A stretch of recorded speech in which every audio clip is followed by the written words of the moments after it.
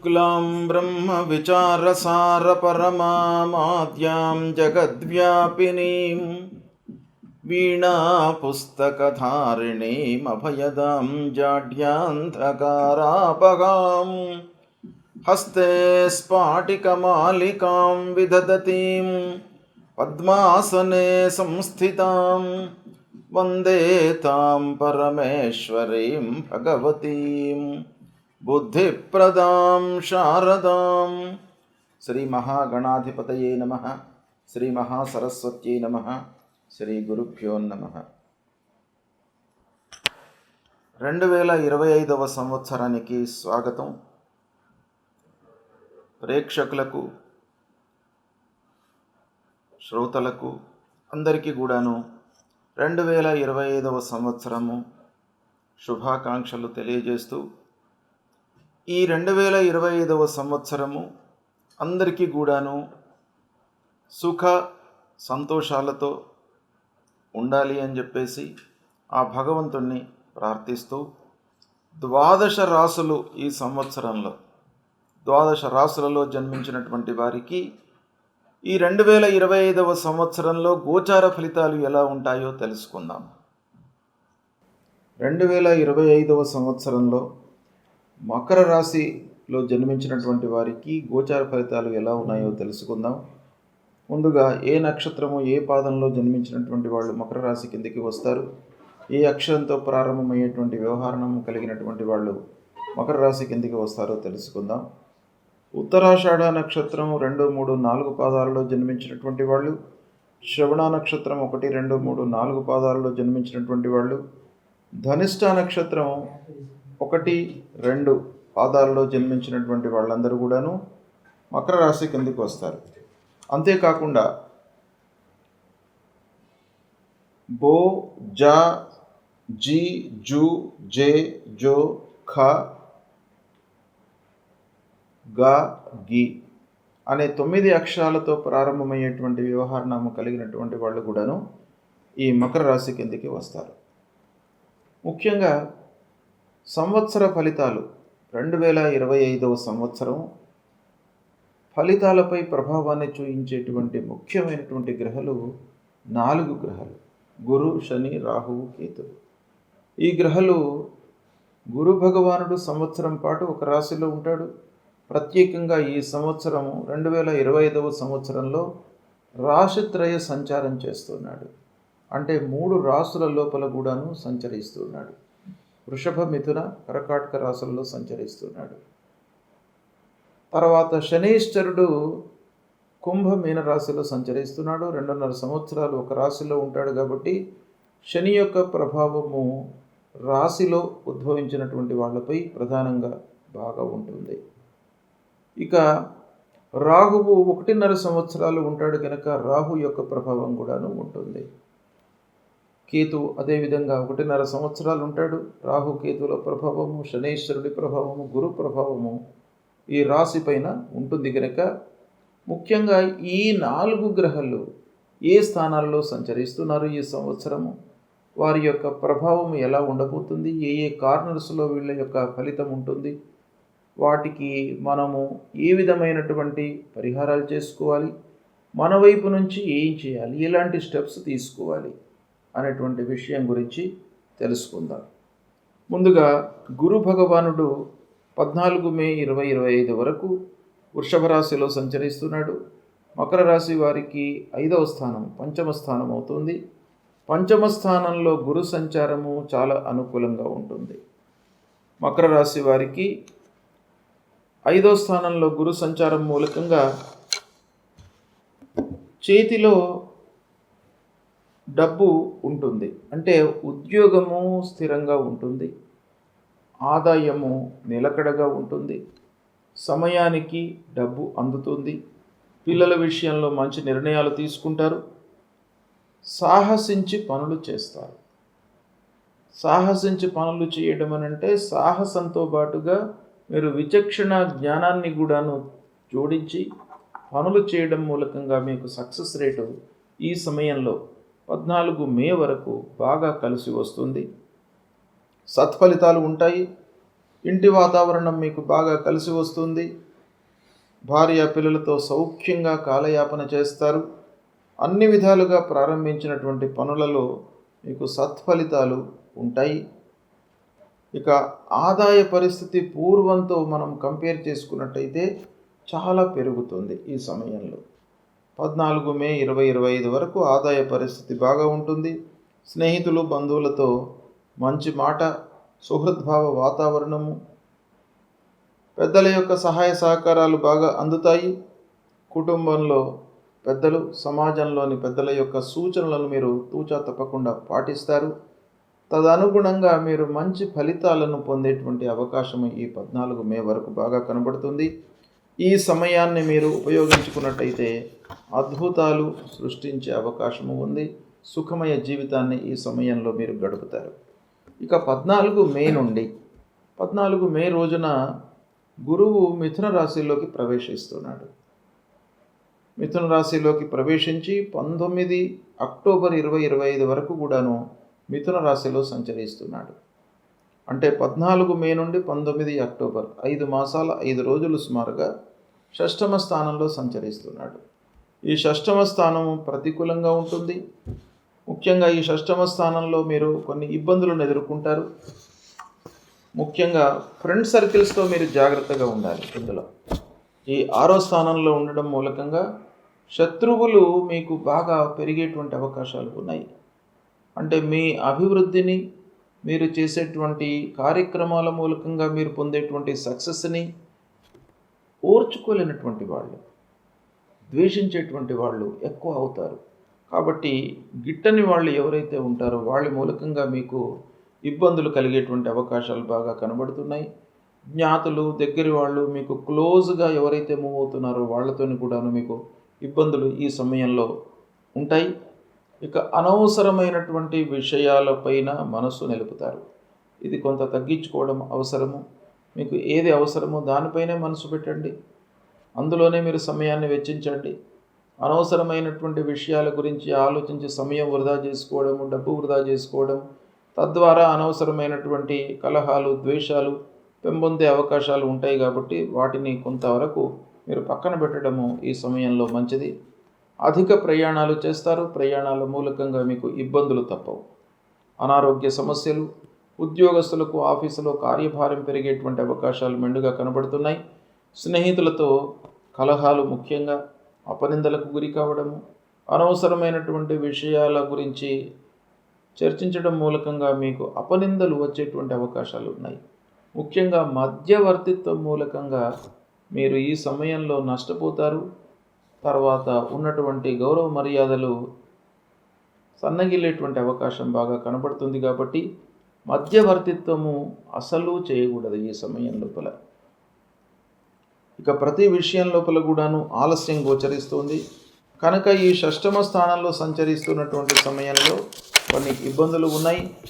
ఎప్పుడు ఈ షష్టమ స్థానంలో ఉన్నాడు, ఎంతవరకు ఉంటున్నాడు అని అంటే 14 మే నుండి 19 అక్టోబర్ వరకు. ఈ సమయం మీకు ప్రతికూలంగా ఉంటుంది. ఈ సమయాన్ని నోట్ చేసుకోండి. ఈ సమయంలో మీకు గురు భగవానుడి యొక్క అనుగ్రహం తక్కువగా ఉంది కాబట్టి మీ వైపు నుంచి రెట్టింపు శ్రమ అవసరము. ఇక 19 అక్టోబర్ రోజున కర్కాటక రాశిలోకి ప్రవేశిస్తున్నాడు. కర్కాటక రాశిలోకి ప్రవేశించి 5 డిసెంబర్ వరకు కూడాను కర్కాటక రాశిలో సంచరిస్తున్నాడు. ఈ కర్కాటక రాశిలో సంచారము సప్తమ స్థానం అవుతుంది.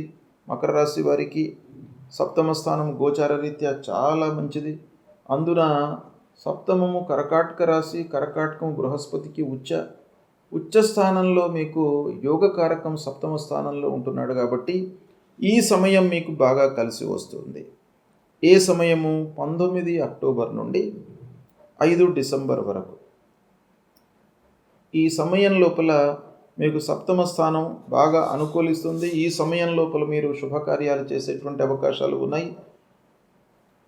తర్వాత మీరు ఏవైతే ప్రయత్నించి పనులు చేస్తారో అందులో సంపూర్ణమైనటువంటి విజయాన్ని మీరు చేకూర్చేటువంటి అవకాశాలు ఉన్నాయి.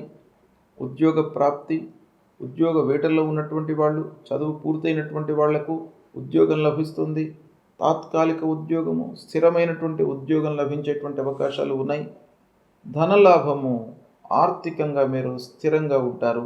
ఆదాయము ప్రారంభమవుతుంది. కొత్తగా పెళ్ళైనటువంటి వాళ్లకు ఈ సమయం లోపల సంతాన ప్రాప్తి కూడాను గోచరిస్తుంది.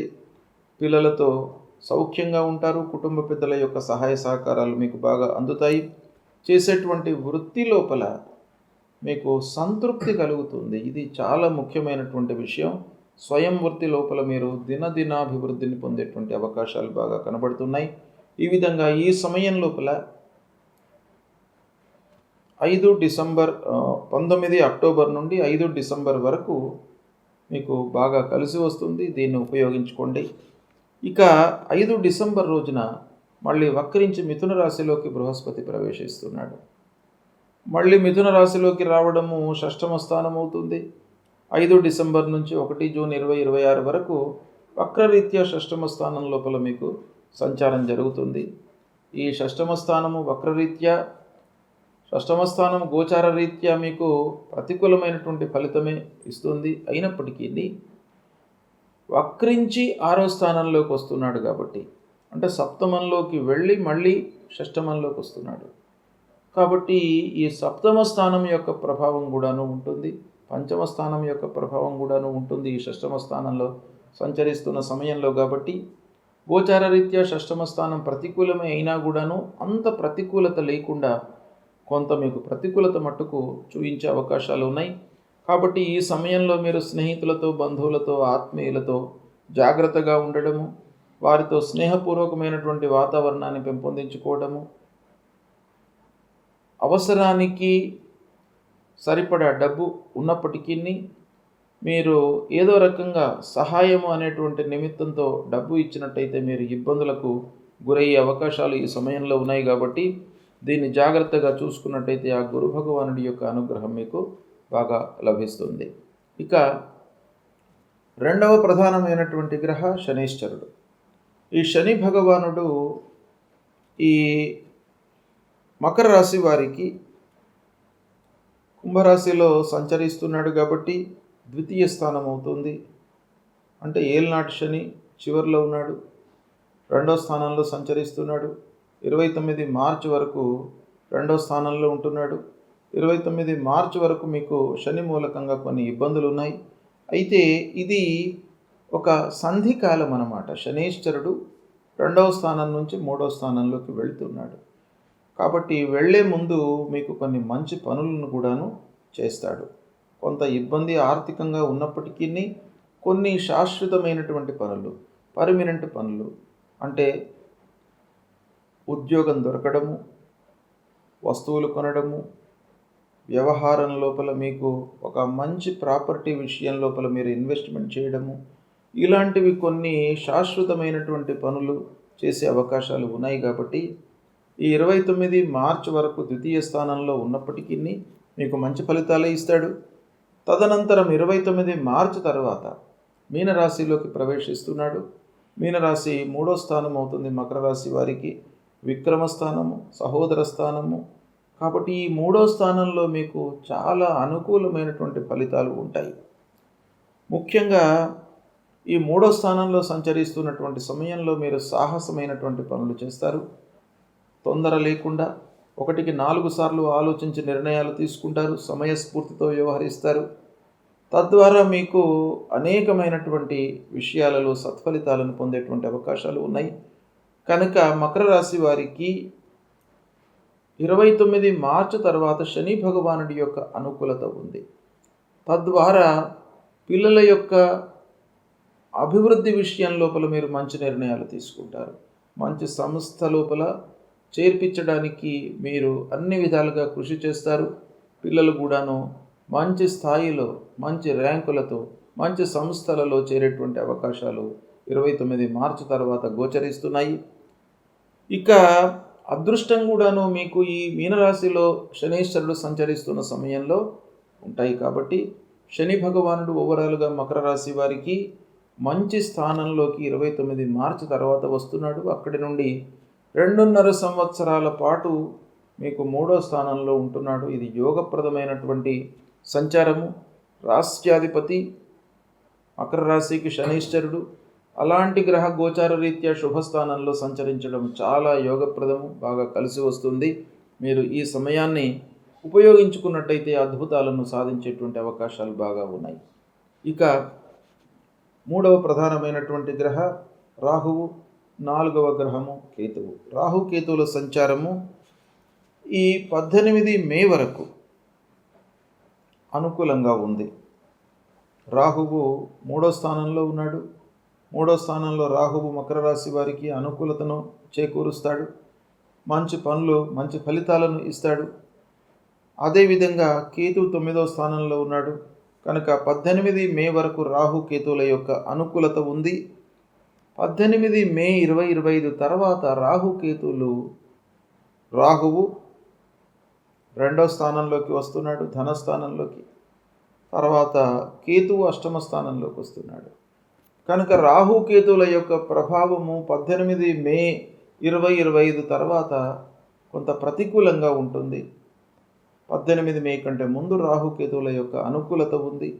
దాని తర్వాత మీరు కొంత ఆలోచించే నిర్ణయాలు తీసుకోవడం అవసరము. అంటే ఒక పక్కన శని బాగా ఉన్నప్పటికీ రాహుకేతువుల యొక్క ప్రతికూలత మూలకంగా ఏమవుతుంది, సందిగ్ధత ఏర్పడుతుంది మనకి. అంటే డిసిషన్ తీసుకోవడం లోపల మనం ఇబ్బంది పడతాము. అలాంటి స్థితిని ఆ రాహుకేతువులు క్రియేట్ చేస్తారు. కాబట్టి కొంతవరకు మనము మనస్సు నిలిపి ఎఫర్ట్స్ పెట్టి చేసినట్టయితే అది కూడాను ఆ రాహు ప్రభావం తగ్గుతుంది. ఒకవైపున గురు 5, 7 స్థానాలలో ఉన్నారు. శనేశ్వరుడు ఏల్నాటి శని నుండి 3వ స్థానంలోకి వచ్చాడు. కాబట్టి ఓవరాల్గా చూసినట్టయితే మకర రాశి వారికి ఈ 2025వ సంవత్సరము దాదాపుగా మార్చి తర్వాత చాలా అనుకూలంగానే ఉంటుంది. ఈ సమయాన్ని మీరు సద్వినియోగపరుచుకున్నట్టయితే మీకు మంచి లాభాలు కలుగుతాయి, సంతోషంగా ఉండడానికి అవకాశాలు బాగా ఉన్నాయి. అయితే ముఖ్యంగా ఏ గ్రహాలు ఈ 2025వ సంవత్సరంలో ప్రతికూలంగా ఉన్నాయి అనే విషయాన్ని మనం ఆలోచించినట్టయితే 6వ స్థానంలో గురుగ్రహము సంచరిస్తుంది. 6వ స్థానంలో ఏ సమయంలో ఉన్నాడు, 14 మే నుండి 19 అక్టోబర్ వరకు, ఈ 5 మాసాలు 5 రోజులు షష్టమ స్థానంలో సంచరిస్తున్నాడు. కాబట్టి ఇది ప్రతికూలం. ఈ గురుగ్రహానికి ఈ సమయం లోపల మీరు తప్పకుండా పరిహారం చేసుకోండి. ఏం చేయాలి, గురుగ్రహానికి సంబంధించినటువంటి మూలమంత్రాన్ని నిత్యం కూడాను పారాయణం చేసుకోండి. దత్తాత్రేయ స్వామి దేవాలయానికి వెళ్ళండి, దక్షిణామూర్తి స్తోత్ర పారాయణం చేయండి, నరసింహస్వామిని కొలవండి, ఆపదుద్ధారక స్తోత్రాన్ని పఠించండి. అప్పుడు మనకు శత్రువుల మూలకంగా కలిగేటువంటి ఇబ్బందులు రాకుండా ఆ భగవంతుడు మిమ్మల్ని కాపాడుతాడు. ఇక శనేశ్వరుడు 2వ స్థానంలో 29 మార్చి వరకు ఉన్నాడు. మార్చి తర్వాత మీకు మంచి స్థానంలోకి వస్తున్నాడు. కాబట్టి శనేశ్వరుడు విషయంలో మీకు ఇబ్బంది లేదు.